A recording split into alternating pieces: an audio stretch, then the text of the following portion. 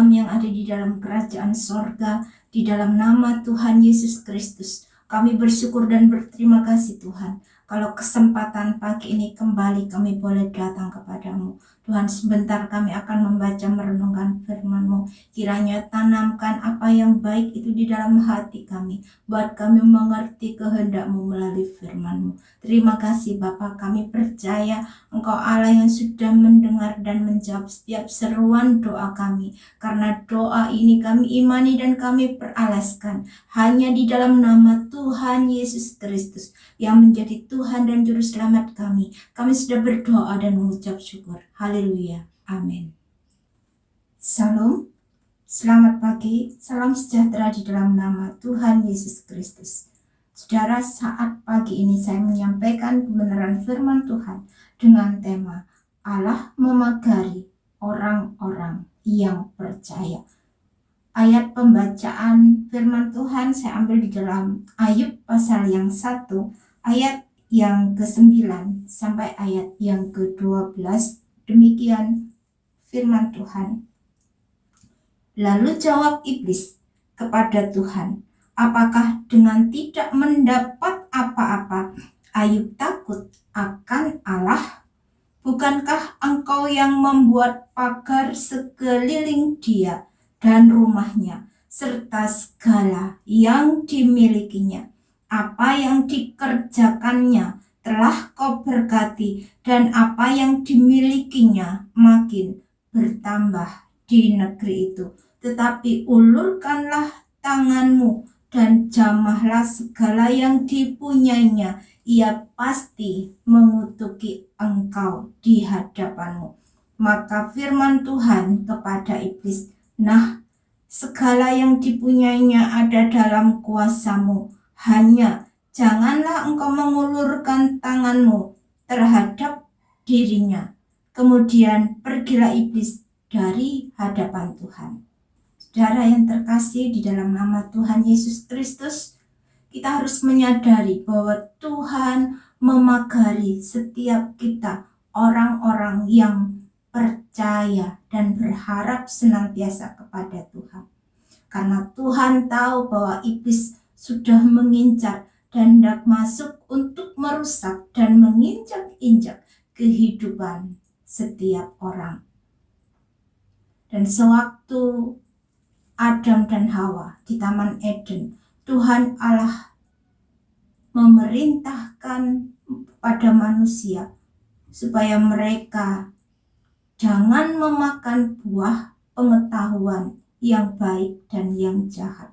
Karena ketika mereka melanggar perintah Allah, maka otoritas iblis akan berkuasa dalam kehidupan manusia. Tetapi selama manusia memakan buah pohon kehidupan, maka otoritas yang daripada Allah ada pada manusia, sehingga manusia berkuasa atas iblis dan menang terhadap segala tipu daya iblis, dan manusia mengalami kehidupan yang kekal.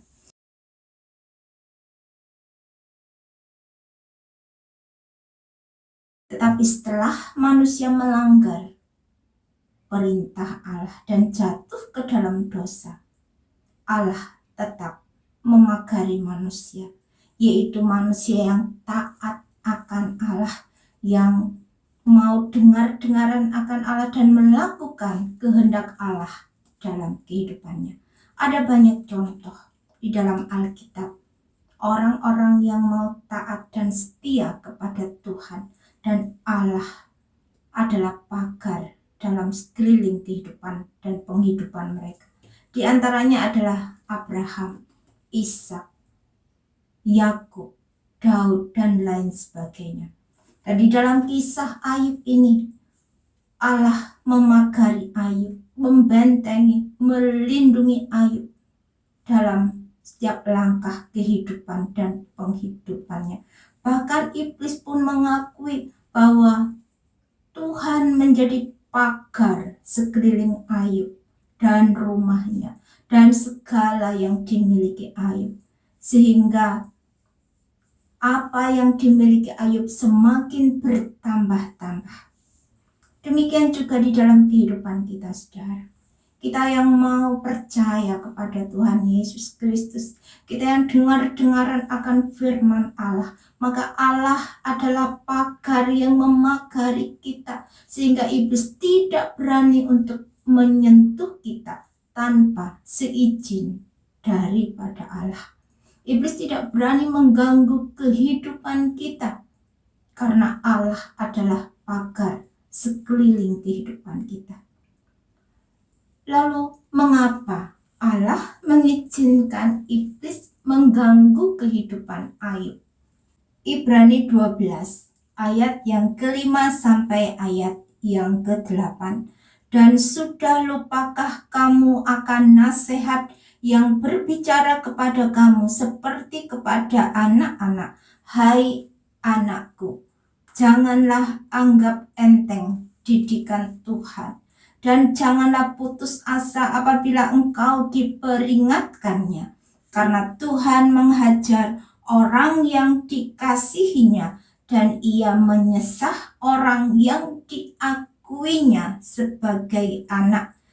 Jika kamu harus menanggung ganjaran, Allah memperlakukan kamu seperti anak. Di manakah terdapat anak yang tidak dihajar oleh ayahnya? Tetapi jikalau kamu bebas dari ganjaran yang harus diderita setiap orang, maka kamu bukanlah anak, tetapi anak-anak gampang. Dalam kisah Ayub ini diceritakan, pada suatu hari datanglah anak-anak Allah menghadap Tuhan, dan di antara mereka datanglah juga iblis. Maka bertanyalah Tuhan kepada iblis, "Dari mana engkau?" Lalu jawab iblis kepada Tuhan, "Dari perjalanan mengelilingi dan menjelajah bumi."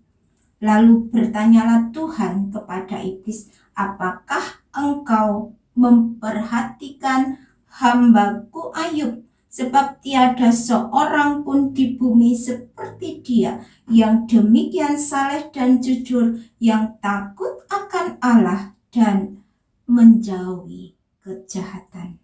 Dari ayat ini, saudara, kita bisa mengetahui bahwa perhatian Allah itu tertuju kepada Ayub.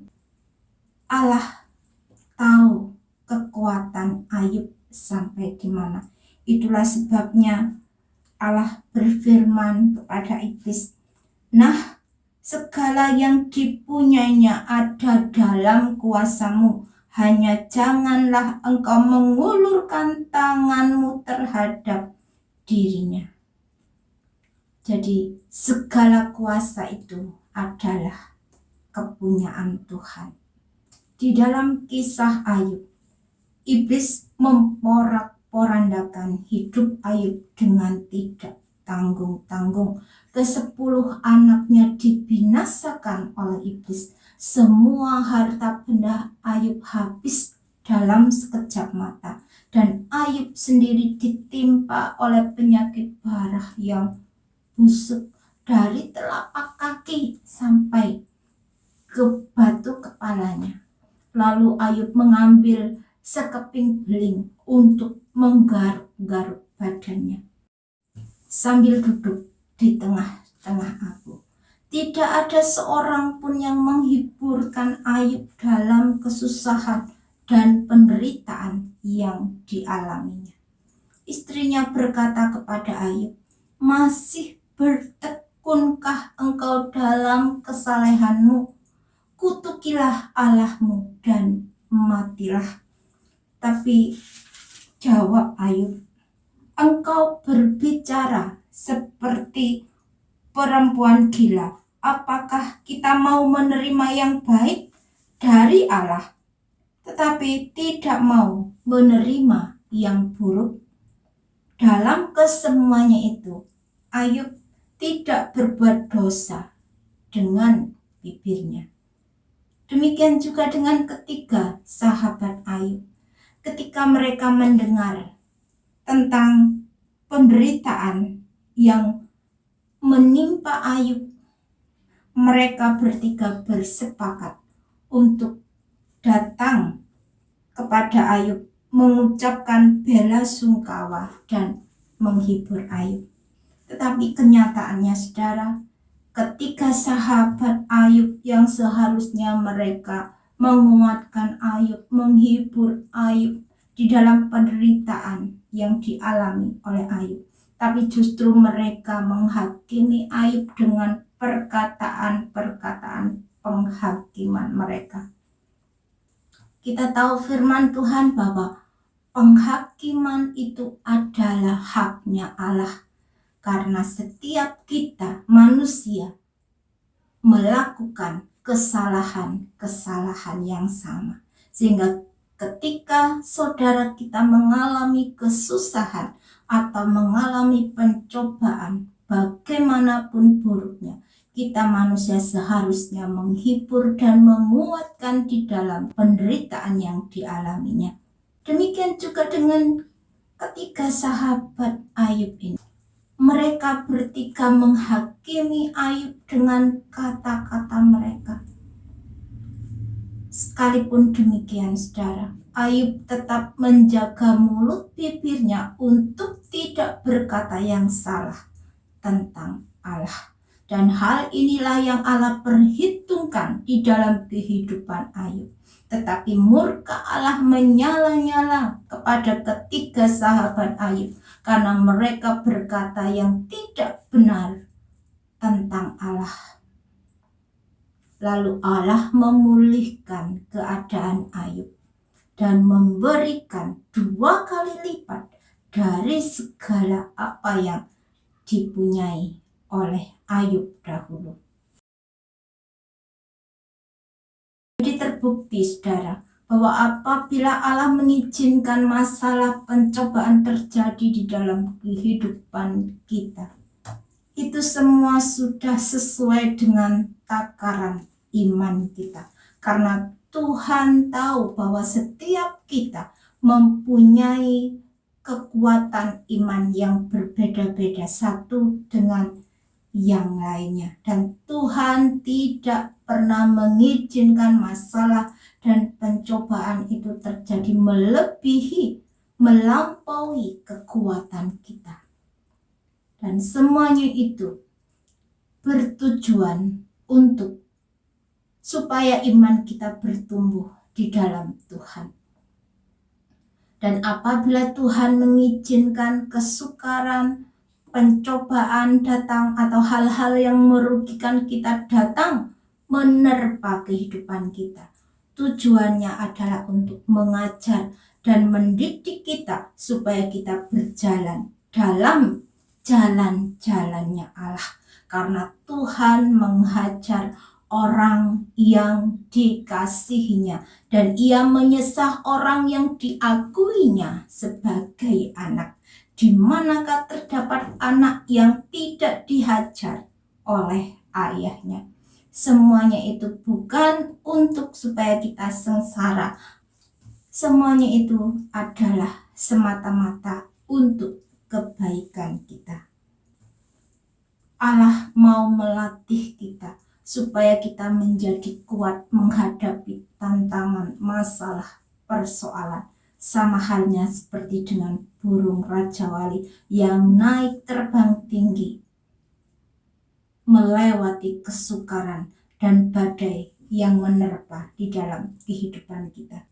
Memang pada waktu semuanya itu terjadi, itu mendatangkan duka cita. Tetapi setelah kita lulus dan setelah kita mendapatkan jalan keluar dari permasalahan kita, pencobaan yang kita alami, maka itu menghasilkan suatu sukacita yang luar biasa untuk kita senantiasa bersyukur akan kebesaran Allah, dan iman kita semakin kuat untuk kita tetap semakin mengasihi Allah yang telah menolong, Allah yang telah memperhatikan, menjaga dan melindungi kehidupan kita.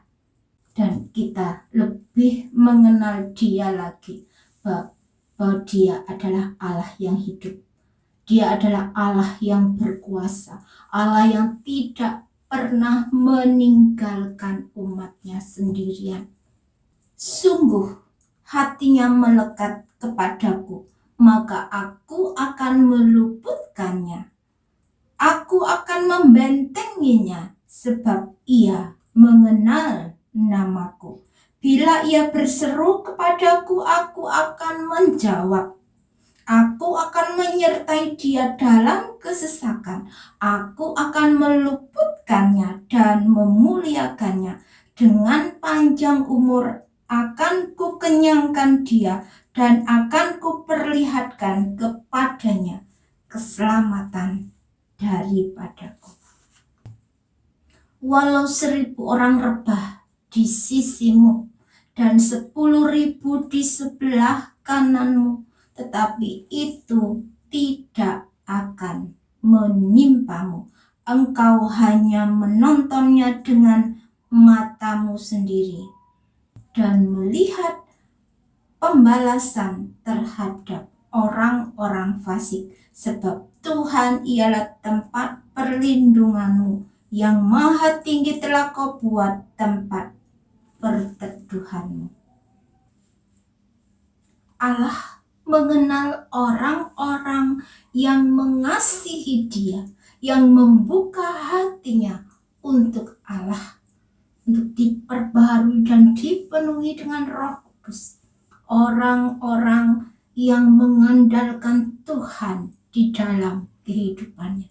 Dan kita harus mengerti bahwa kepada orang-orang yang demikian, kita sudah dipagari, dijaga, dibentengi, bahkan diluputkan dari tangan musuh kita oleh Allah.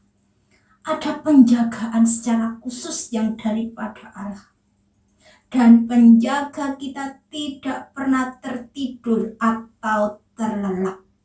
Karena Dia Allah yang maha besar. Dia layak untuk dipuji karena Dia lebih dahsyat dari segala Allah. Dan kuasanya dahsyat menghancurkan musuh kita. Karena itu, tidak mungkin terjadi sesuatu dalam kehidupan kita tanpa persetujuan Allah. Bahkan rambut kepala kita pun terhitung semuanya. Untuk itu, mari kita semua, saudara dan saya, belajar untuk berserah penuh kepada Allah dan belajar untuk menjadi taat terhadap apa yang harus terjadi di dalam kehidupan kita. Bukankah Tuhan Yesus telah menjadi taat dan setia, bahkan setia sampai mati di atas kayu salib, supaya rencana penebusan dosa manusia tergenapi. Dan bukankah Tuhan Yesus lebih sengsara daripada kita? Dia ditelanjangi, Dia diludahi, Dia dipermalukan. Tuhan Yesus diberi mahkota duri. Jadi saudara, apapun yang terjadi dalam kehidupan kita, kita harus tahu dan sadar bahwa Allah memperhatikan kehidupan kita. Dan perhatian Allah tertuju kepada kita. Dan selama kita hidup di dalam dunia ini, kita akan tetap mengalami tantangan-tantangan. Itu akan tetap ada, tetapi semuanya itu tidak akan menguasai kehidupan kita, karena Allah sendiri yang memagari sekeliling kita. Dan jangan pernah melepaskan iman percaya kita kepada Allah, supaya pagar itu tidak diangkat dari kita. Tetaplah kuat untuk kita tetap berharap kepada Allah, supaya entah kita berjaga-jaga, entah kita tertidur, kita tetap dijaga, kita tetap dilindungi, dipelihara oleh Allah, Sang Empunya sorga dan bumi. Amin. Puji Tuhan. Kiranya firman Tuhan boleh menjadi berkat dan kekuatan bagi kita sekarang. Tuhan Yesus memberkati. Terima kasih Tuhan, terima kasih kami sudah mendengarkan firman-Mu. Kiranya Tuhan, Engkau senantiasa mengingatkan setiap perkataan firman-Mu dalam hati kami, biar kami senantiasa mengingat Engkau dalam setiap langkah kehidupan kami. Terima kasih Bapa, sepanjang hari ini kami serahkan ke dalam tangan kuat kuasa-Mu. Kiranya kami mohon perlindungan-Mu, penyertaan-Mu dalam kehidupan kami, supaya entah kami berjaga-jaga, entah kami tertidur, Engkau senantiasa menolong dan menyertai kami. Terima kasih Bapa. Ini doa dan permohonan kami yang kami imani dan kami peralaskan hanya di dalam nama Tuhan Yesus Kristus yang menjadi Tuhan dan Juru Selamat kami. Kami sudah berdoa dan mengucap syukur. Haleluya. Amin.